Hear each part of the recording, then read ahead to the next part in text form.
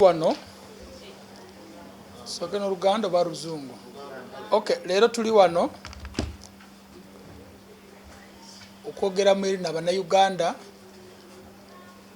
olunaku olwaleero nga Ministry ya Works and Transport ate fe abalungamya emirimu gy'entambula mu ggwanga tusazeewo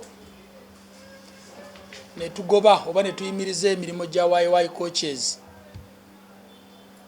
mu ggwanga lyonna. Teri baasi ya YY coach n'emu ekkirizibwa okusaabaza abantu okutandika ne leero ssaawa emu y'akawungeezi. Kati ezo zonna baasi ezigenze eyo Eastern, Western n'awalala Northern tusuubira by ssaawa emu zirina kuba ziri packed wano e Kampala oba mu country station zaabwe. Kino kivudde ku bubenje obuyitiridde kampuni eno ya YY coaches bwezzeekola. Mujjukirako mu bbanga lya wiiki 2 omulundi ogusooka kukubira Katosi Road baasi yagwa abantu ne bafiiramu then nekwata n'omuliro ebintu by'abantu ne bibaaninga. Ne bwetwogerera kati driver tannalabika yadde nga ababaasi baali balimba naye yafa naye tafanga. Ate n'ekyokubiri waliwo n'omusaabaze omu tannalabikako tetumanya ali mu ddwaliro ki naye omugugu we baagusangamu n'ebimwogerako nga bwebiri. Aveeyo Mbaale ye former chairman wa District Service Commission e Mbaale. Ate wiiki emu nga tennayitawo ne baddamu ne bakola akabeja akalala wano nga wakavuyo Karuma Yaggo. Bwe tutwetegereza obubenje buno ttiimu yaffe ya Ministry of Works ekola ku transport regulation wamu ne Directorate of Traffic Uganda Police ne tusanga nti obubenje buno bwonna buvudde kuvugisa kimama. Ono we Katosi baasi yagikuba wansi n'ebaaninga n'evaamu omuliro yali adduka misinde kati n'asanga owa booda ng'alina by'atisse n'ayagala omudojinga. Kati baasi kubanga speed yali y'amaanyi baasi n'emulemerera n'agikuba ekigwo n'ebaaninga. Ono waayago yabadde avuga ndiima nga yagala kuyisa emmotoka endala. Kati kwe kusangayo ekikonko n'agikubayo abantu bafunye ebisage era bali mu ddwaliro. Kati ku lwekyo tetujja baleka batambulire ku kkubo batte abantu baffe buvunaanyizibwa baffe tubajje ku kkubo tuyimiriza emirimu gyabwe okumala ennaku 15 okutandika ne leero ssaawa emu. Ennaku 15 bwe zinaggwayo tujja kutula tulabe kiki ekiddako tubagobera ddala oba tubaza ku makubo. Tubasuubira mu nnaku 15 ezo okuleeta baasi zaabwe zonna. Tutaddewo ttiimu ekuliddwamu Ministry of Works ne Director wa Traffic Uganda Police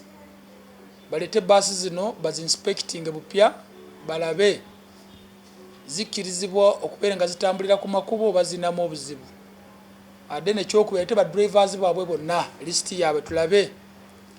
driver permit zebalina zino ne badge zebalina ezivuga baasi bazifuna mu butuufu oba bafuna endala wano ne bongeramu abaabwe. Batuwe appointment letters z'abaappointinga badriver bano. Then n'ekirala batulage schedule yaabwe kubanga tubalagira balina okubeera nga batwala badriver ku refresher course at least buli mwaka batulage babadde bakolera refresher courses ne badriver bano. Ate tufunye information ate kino kituufu bakozesa badriver abakadde abali over aged. Tuyina evidence gye tufunyeeko driver asusiza emyaka 6 naye n'agenda mu court n'aswearing affidavit ng'akendeeza emyaka naye naawe bw'omulaba driver akaddiye. Simanyi badriver bano basala omukago paka bafiire mu baasi babawala ebbanga eri chiipu. Kati kyetwagala okutegeera tutereze emirimu gino. Omulala ayinza okugamba tuvaayo akabenje bwe kabeerawo. Si bwe kityo tubeeramu bulijjo naye oluusi nabo bitwagala babituwa naye bwamala okufuna obubenje bwe twetegeeza n'olaba nti omuntu byakuba byali bicupulio byali bya bulimba tubeera nabo tubeera tubayitamu nga tubasomesa tutula nabo mu nkiiko naye olaba obubenje bubeerawo naffe kitusika ne tujja ekyo tukikoze ku lw'okulungamya emirimu gy'entambula mu ggwanga buvunaanyizibwa waffe nga minisitule y'ebyentambula okulaba tulungamya emirimu gya takisi baasi bodaboda n'ebira naawe weebigere ate mazima ddala nti twateekawo motor vehicle inspection centers tubadde tukola ekintu kino routinely nga baasi yeetwalayo voluntary ne bakuinspectinga ne bakuulira motoka yo eri bulungi oba teri bulungi naye twafunamu obuzibu kubanga yali akikola ye private investor naye emyezi nga 6 emabega almost ku mwaka twali twagiyimiriza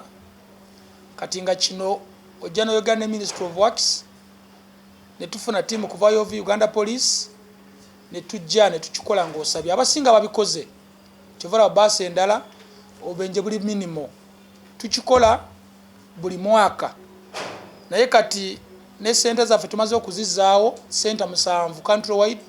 ezigenda kubanga zikola motor vehicle inspection okuinspecting emotoka zino motoka za buyonjo motoka za bitongole trailers ezitwala ebintu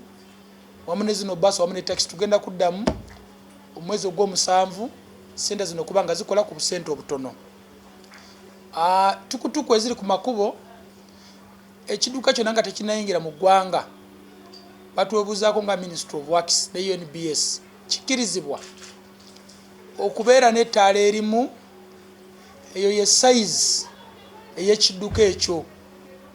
naye ettaala liba lirabulwa oli abajja nti olaba akataala we kaakawali waliwo omuntu ate obanga otambula mpola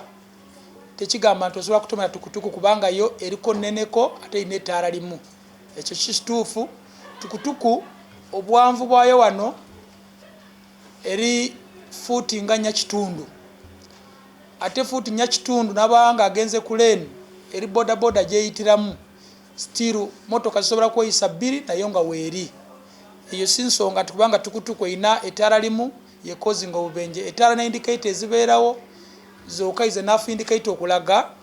nti awo waliwo omuntu olina okugenda mpola ate n'emyaka omuntu watuuka emyaka 6 n'okudda waggulu ne system ze z'omubiri ziba zikendedde nga bwe zirina okukolamu abamu amaaso gafunamu obuzibu ku lw'endwadde ezimu n'ezimu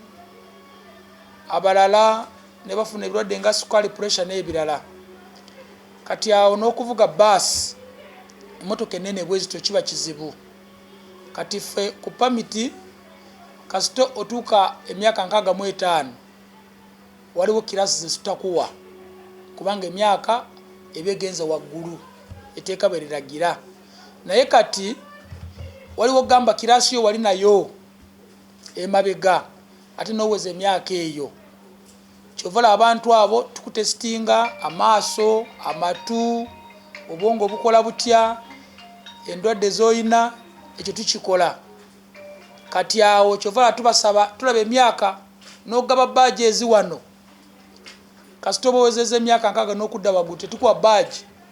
mu TLB wano tetugikuwa baaji ekukiriza okuvuga baasi kubanga tuba tusuubira emyaka egyo katukuleko concentrating ku motoka eza wansi kati kyekiba forcinga ne bagenda okukyusa documents zaabwe basobole okufuna baaji eno bavuge emmotoka zino penalties ekibonezo kye tubawa etteeka ligamba baasi webanga ekoze ekintu bwe kityo bakwata driver kusinziira kati ngona abadde overspeed babiteekako omusango oba madda oba manisirota nga poliisi bwekola naye kati naffe tugenze tuteekako extra penalties kubanga baasi badde zisuula abantu bananyini baasi ne bakiraba nga kiri nomo oyo driver ne bamuleka n'agenda mu kkomera ne bamusiba kubanga teriteeka mu Uganda erigamba baasi webekoze akabenje bakwate gwe nanyini baasi naye kati tugenda lirungamyamu maaso awo kati naffe ne tuteekawo administrative extra measures kati kugobe ku kkubo okumalina ku 15 zino nga tokola ate ng'olina okuba ng'osasula abakozi naawe kijja kukaatiriza